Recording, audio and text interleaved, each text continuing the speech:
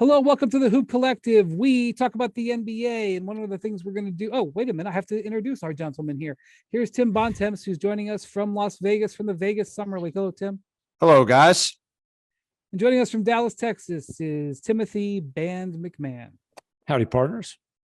So, guys, in the summer leagues here, in the first couple of days, we've gotten a look at the top 3 draft picks, and all of them have had interesting debuts. Chet Holmgren had the explosive one. He had an incredible first game, especially shooting the ball. He also struggled at times to rebound and struggled at times in the interior. It was almost exactly what I expected from Chet. He's not going to shoot that well, but he absolutely has the entire offensive package. He can create his own shot. He can put the ball on the floor. He can pass. He can move. He is very competitive. And his length defensively is just amazing. I mean, not only is he going to be difficult on the ball where he can just bother your shot, but he has a potential to be instantaneously one of the best help side shot blockers in the NBA. He's not going to have the speed that we see from Robert Williams from the Celtics, who I think is maybe the league's best help side defender when it comes to shot blocking, the way he covers ground. But his length is so incredible. He could have a similar type of effect, the way he can come in on help defense and deny balls at the rim. Rudy Gobert is more like, I'm going to stand here, you're not going to deal with me. Whereas Holmgren can move around a little bit. So I thought Holmgren was pretty impressive. MacMahon, I don't know what you thought of him. Yeah, I agree with all that. And I think the thing that was probably most impressive about his debut is, the shots that he's hitting. It's not like they were all just catch and shoot, right? It's not, he was creating some of those, like some of those threes, it's off the dribble. It's making some moves behind the back, coming up and shooting. And, we talked before the draft about, people in his camp, people who were with him when he's working out in Santa Barbara pre-draft, really saying, hey, this guy can create, like the Brandon Ingram comp that they were kind of trying to push. And that might be a little bit too much, but clearly at 7 foot, whatever, he does have the ability to put it off the floor, shoot off the dribble. The threes, the mid-range stuff. He had an absolutely gorgeous Dirk one-legger that he created himself. So that's for a guy who's going to be definitely an impactful defender. That's a pretty intriguing package. And I'll also say this, I love that Josh Giddey is playing in these games and that those two, you call it the buddy cop type of thing, but they're clearly establishing some kind of rapport, establishing some kind of chemistry. And I love that a guy who it was cut short because of a tank, but a guy who had a very good rookie season is playing summer league games, and Desmond Bane did it for the Grizzlies, and I think that's one reason why Desmond Bane made such a huge jump in his sophomore season. So Giddey and Holmgren developing this kind of chemistry, Giddey being willing to play in the summer, I think that's a really encouraging sign for a team that's still relatively early in the rebuild.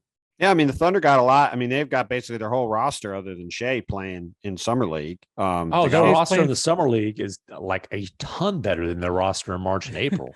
Yeah, Shea is playing for the Canadian national team, by the way. He's not taking the summer off. Right. No, it's going to be hard. There's been a lot of chatter that Oklahoma City, like many teams, would like to maybe have one more year where they are in the running for Victor Wembanyama or Scoot Henderson next spring. Can you imagine Chet Holmgren and Victor Wembanyama? I saw a photo of the two of them from last summer when they played against each other, standing side by side. Wembanyama is like 2 or 3 inches taller than Chet Holmgren. They'll just put their arms up and they'll cover the entire court. Yeah, but what I was going to say was it's going to be hard, I think, for the Thunder to truly be in the running to be that bad, because they've got some real talent on the roster now between Chet, Josh Giddey. Shea is a stud who just has been playing on a team that has been mired at the bottom of the standings. I think he's got a chance to be a really elite guard in the league. They got a ton of. Lou Dort is just got an $85 million deal and is, Yep. 87. 87, I think 87 and a half will count, Yeah, but whatever. there's some incentives in there too, and a team he's option. But yeah, a very solid NBA player, one of the best wing defenders in the league. Like Oklahoma City, if they wanted to be, I think they could win 35 or 40 games next year. yeah, they got it. We They got all know that's not what they want to do. Well, yeah, I mean, it'll be interesting to see what their approach is, because if they do really lean into playing these guys and developing again, like even with that approach, they could win enough games to kind of knock them into the middle of the lottery. So I'll be anxious to see. But to your point, there's a lot to be excited about. Chet, I thought he had the high ceiling of these prospects coming into the draft. Mhm. He showed his skill set in these games this week. Him and Giddey are a nice fit. Shea is a stud. Like, there's a lot to be excited about if you're a Thunder fan. Bontemps, you're on the record as saying that you think Paolo Banchero will win the Rookie of the Year. The casinos to this point agree with you. And in his first game in Vegas, he definitely showed why. He has, of these top three guys, he's got the NBA body, at least closer to the NBA body than the other guys, and obviously is a modern player with size, who can play outside, who can play inside, plays with a lot of force. And he had a not quite as explosive of a first performance as Chet, but he had an excellent first game. And I talked to a scout who had done some work on these guys, and he was saying that he felt like of the three of them, that Banchero would likely be the best player over the first 2 years. Mhm. And then, years 3 to 7, there would be a chance that Chet or Jabari Smith Jr. might be better. But I think the Magic had to have been smiling a little bit with what they had in their early returns on what their number one pick was.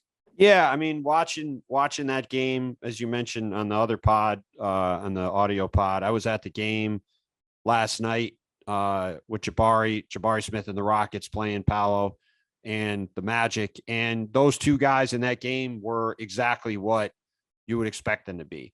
Paolo, I saw somebody compare him late in the draft process to sort of the Detroit version of Blake Griffin, the year he made the All-NBA team before he and his knee really went on him. I think that's a pretty good comp for his game. He's a very good passer. He uses his size and physicality. Like you said, he's 6'10", 250. He looks like an NBA player on the court. And he admitted after the game, he's still kind of getting his body back, because as you guys both know, during this draft process, these guys tend to kind of just sit around for a while, especially if you're one of the top couple picks in the draft. So he was still getting his legs under him, but he did all the stuff, like you said, that, he had 17, 4 and 6 assists. And, I think he's going to put up a lot of numbers like that during the season. He's going to have the ball in his hands. He ran point forward a lot for Orlando in that game. I think he's going to do a lot of that for the Magic next season. And he, like you said, I think early on, he's clearly going to be the guy who puts up the most numbers early. And then Jabari Smith is a really intriguing. Well, hold on a second. MacMahon, what did you see from Banchero? I was saying he was in Memphis a lot during the pre-draft process, so he probably ate a bunch of ridiculously overrated barbecue. Well, here he's banned from another city. Chalk it up. But I agree with a lot of what Bontemps said. And I mean, clearly the guy has an NBA ready body. 6'10", 250. He's powerful. He's athletic. He's skilled. I mean, you saw him, the ability to move without the ball and, shoot off the catch, get open for a three, knock that down, put it on the floor, the spin move, that kind of stuff, the ability to pass the ball. I understand why the Magic ultimately landed on him with the number one overall pick, because if the Magic need a guy who can be their leading scorer, right? Maybe Wagner has that ability, but they needed a bucket getter. He's the best bucket getter in the draft. And I don't know if Chet Holmgren's ever going to be a guy who can be a number one offensive option. I don't know if Jabari Smith Jr. is ever going to be a guy who's going to be number one offensive option. I think Paolo Banchero walks into the league, and at least on a rebuilding team, is that guy right away. Bontemps, you were at the game last night. Of the three, Jabari Smith had sort of the lowest impact of the top 3 guys. It's very, very, very early at this point. But one thing that you can tell by watching him, and if you watch him at all in college, he has the ability to get his shot off from anywhere because he's so long. He has a very high release. He's got a great shooting touch. And now he didn't have a particularly impactful game, for the Rockets coming out of the gate. You can see why there's a lot to like in him, even though from a development standpoint, he's probably going to have a curve that is going to have to go up a little bit in the future. Yeah. I mean, look, this kid turned 19 on May 13th. It's not even 2 months ago, right? He's, if not the youngest player in the NBA next season, he's going to be one of the 2 or 3 youngest players in the NBA next season. And he looks like it. Like, he looks like a barely 19-year-old kid. And it was especially striking seeing him out there with Paolo, who looks like a 28-year-old guy, right? Like, it's going to take him time to develop and adjust to the physicality of the league. But also at the same time, you look at Jabari Smith, and I'm not saying he's going to turn into Giannis, but he has the kind of body where you could see, like, 5, 6, 7, 8 years down the line, he's put on 25 pounds of muscle and he looks like a totally different guy on the court. And you mentioned his shooting stroke. Like, he has this super high. I mean, I've seen why I can understand why people compare him to Rashard Lewis, because he has a similar, really high release. He gets it off really fast, and it's a good looking shot. And so you combine that with a guy who's 6'10", who's got quick feet and long arms on defense. He's pretty good defensively. He's got a chance, I think, to be really good at that end of the court too. He gets used to the physicality of the game. He adds some muscle, kind of improves some of the other areas of his game. I think he's got massive upside, but it's clearly going to be one that takes a little while, especially playing on a Houston team. I mean, I was sitting with Chris Mannix last night. We were laughing about it during the game. I mean, Josh Christopher is running this G League team, and he's shooting all the time, like we see guys in the summer league do often when you have high usage guards. Then he's going to go to this Rockets team where you got Jalen Green and Kevin Porter Jr. handling the ball a lot. You got a parent Şengün who's going to have the ball a lot inside. Like, I think you're right. Yeah, I don't think he's going to lead the rookies in scoring. No, there's going to be a lot, and especially with Jabari, even in college, like the criticism of Jabari in college was that he was not always assertive enough, and he would sort of let Auburn's guards kind of take over the games, even though they weren't nearly as good as him. I could see a lot of nights for this Rockets team where he shoots 6 times, because there's a lot of guys who are going to be chucking on this team. And I think it's going to take him a while to grow into being the guy that says, give me the ball and let me go. But there's a ton. You could just see him even in little flashes last night, even though he didn't have a great game. It's very easy to see why he was a top 3 pick and why the Rockets are very happy to get him there. You know, I do think that playing with Şengün will be good for him, because Şengün is an outstanding passer for a big man. I mean, he's not Nikola Jokic, obviously, but he's of that ilk, right? And just in terms of the ability to pass and see the floor and the creativity with all that. So I think that's going to be a really good fit and help Jabari Smith Jr. The Rockets need to find a point guard. Kevin Porter Jr., that's a wild card. I don't think he's a full-time starting point guard. I've not talked to anybody outside of the Rockets organization who believes that he is. But I think Jabari Smith Jr., ultimately, he's going to need to play with good teammates to be great.